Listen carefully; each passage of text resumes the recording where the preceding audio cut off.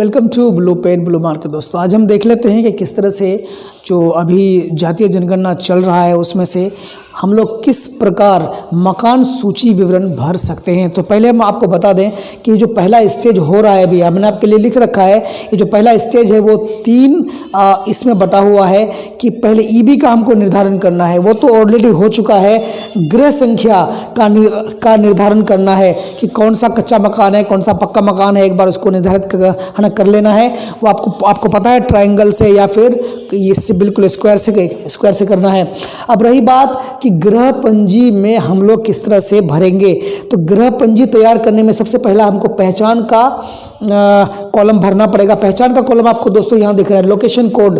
ये location code ही पहचान है कि जिला कौन सा है, प्रखंड कौन सा है, नगर कौन सा है, ग्राम कौन सा है, वार्ड कौन सा है, और इन्यूमरेशन ब्लॉक जो आपका गणना क्षेत्र है कौन सा है। या अगर 700 से ज़्यादा आबादी है तो उपगणना ब्लॉक का नंबर भी आप यहाँ डाल देंगे। तो ये आपका हो गया लोकेशन पार्टिकुलर्स, मतलब पहचान हो गई आपकी। दूसरी बात, मकानों की सूची। तो मकान सूची से आप यहाँ देख लीजिए, मकान सूची का विवरण किस तरह भरना है। इसमें ये जो आपको ये दिया हुआ है, इसमें 10 कॉलम्स होंगे। उस 10 कॉलम में सबसे पहला आएगा क्रम संख्या, आपका क्रम संख्या, सीरियल नंबर। दूसरे में भवन संख्या। भवन संख्या आप एक बार जान लीजिए सर, एक भवन है, भवन के अंदर कई मकान हो सकते हैं, कई परिवार रह सकते हैं। तो भवन संख्या और मकान संख्या में फ़र्क हो जाएगा। तो भवन संख्या जो भी होगा हमको डाल देना है। मान लीजिए अगर भवन संख्या 1 है और भवन संख्या के अंदर अगर 4 परिवार रहते हैं तो हमको यहाँ मकान संख्या हमको लिखना पड़ेगा 001, 002, 003, 004, मतलब 4 यहाँ मेंशन करना पड़ेगा। अब रही बात उद्देश्य, अब ये जो मकान है किस उद्देश्य के लिए है, आवासीय है, गैर आवासीय है, उसको हमको यहाँ कॉलम नंबर 4 में मेंशन करना पड़ेगा। फिर परिवार की संख्या, अब परिवार की संख्या कितनी है, अब उस मकान मतलब बिल्डिंग में, मतलब उस भवन में अगर 4 परिवार रहता है तो यहाँ हम लिखेंगे परिवार की संख्या 4 है। तब फिर 6, 7, 8, 9, 10, तो फिर 4 यहाँ कॉलम हमको बनाने पड़ेंगे। 4 मुखिया का नाम आएगा, कुल सदस्यों की संख्या 4 बार आएगी, परिवार का क्रम संख्या भी 4 बार हमको लिखना पड़ेगा, चारों का अलग अलग, और दौरे की तिथि हम कब गए उसका हमको डेट डालना पड़ेगा, और चारों परिवार के मुखिया का हमको हस्ताक्षर यहाँ लेना पड़ जाएगा। तो ये हो गया हमारा मकान सूची विवरण। इजी है। और इतना करने के बाद आप जिस भवन में जाएंगे उस भवन के बाहरी दरवाजे पे आपको किट मिलेगा।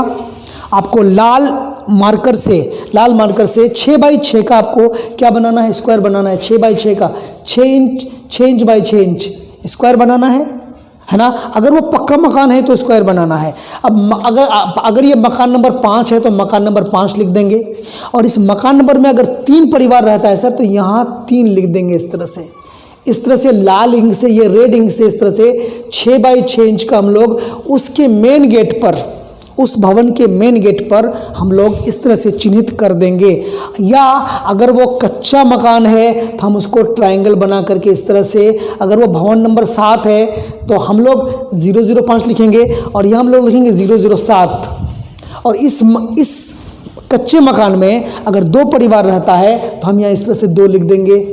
और उस जो कच्चा मकान का जो मेन गेट होगा उसमें लाल रंग से, लाल मार्कर से हम ये इस तरह का निशान बना देंगे। हम उसमें है ना भवन संख्या भी लिख देंगे और कितने परिवार है उसको यहाँ मेंशन कर देंगे।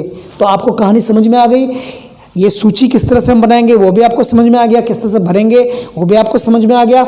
अब रही बात बेघर परिवारों का भी इसी तरह से 8 कॉलम बनेंगे, उसका 10 कॉलम नहीं 8 कॉलम बनेंगे, लेकिन उसका सब कुछ लिखा जाएगा, लेकिन उसका वास्तविक गणना से हम लोग गिनने के तौर पर लिख लेंगे, उसका कोई महत्व लेकिन होगा नहीं, हम लोग उसको लिख लेंगे, ठीक है, बेघर परिवारों का। और फिर लास्ट में हम लोग को क्या मिलेगा, मकान सूचीकरण तैयार करने के बाद हमको गृह पंजी जब हमारा तैयार हो जाएगा, सूचीकरण तैयार हो जाएगा, हमारा पहला स्टेज कंप्लीट हो जाएगा, तब हमको प्रमाण पत्र मिलेगा।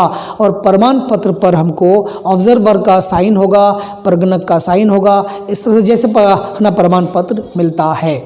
तो मुझे लगता है कि ये कहानी आपको समझ में आ गई और आप पहले से ही जब गृह निर्धारण कर चुके हैं, कौन सा आवासीय है, कौन सा गैर आवासीय है, किस तरह सा, ये तो आपने पहले काम है ना कर लिया होगा। ये काम करने के बाद ही भी आप गृह पंजी बनाएंगे और गृह पंजी की 4 चीज़ें होंगी जो आपको याद रखना पड़ेगा।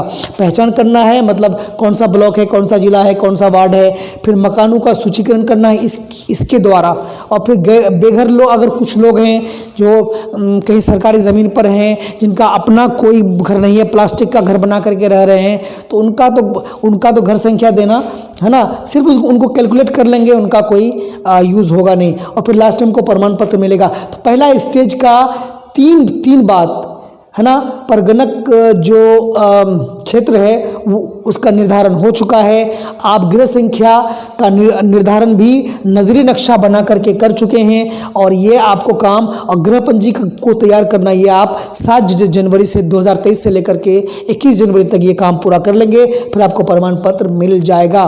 फिर सेकेंड स्टेज की जब बात आएगी तो जितने भी परगणक हैं सबको एक मोबाइल में एप्लीकेशन होगा, उस एप्लीकेशन में सारा का सारा इन्फॉर्मेशन फीड करना पड़ेगा, और फिर उस इन्फॉर्मेशन को जिलाधिकारी, अनुमंडल वनाधिकारी, चार्ज अधिकारी सब लोग उसको ऑब्जर्व करेंगे, चेक करेंगे, तब जाकर इसका एक पोर्टल बनेगा, फिर इसको फीड कर दिया जाएगा, तो ये फाइनल काम हो जाएगा। तो यहाँ तक अभी हमको पहला स्टेज ही करना है। अभी जनवरी है, 21 जनवरी तक हमको पहला स्टेज करना है।